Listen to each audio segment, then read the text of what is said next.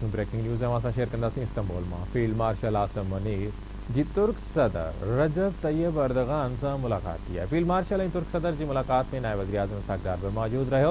मुलाक़ात OIC परॾेही वज़ीरनि जे इजलास जे मौक़े ते साइड लाइन में थी। थियल मुलाक़ात में ख़िते जी ताज़ी सूरतहाल ईरान इसराइल जंग ते पिणु गुफ़्तगू थी आहे।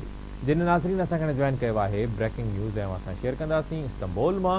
फील्ड मार्शल आसिम मुनीर जी तुर्क सदर रजब तैयब अर्दगान सां मुलाक़ात थी आहे। फील्ड मार्शल ऐं तुर्क सदर जी मुलाक़ात में नायब वज़ीर आज़म इसहाक़ डार बि मौजूदु हो।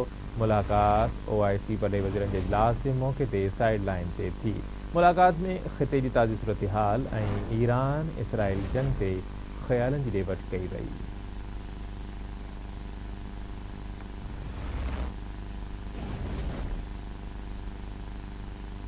हिकु भेरो ॿीहर ब्रेकिंग न्यूज़ असां शेयर कंदासीं इस्तांबुल मां। फील्ड मार्शल आसिम मुनीर जी तुर्क सदर जी रजब तैयब अर्दगान सां मुलाक़ात। फील्ड मार्शल ऐं तुर्क सदर जी मुलाक़ात में नायब वज़ीर आज़म इसहाक़ डार बि मौजूदु रहियो।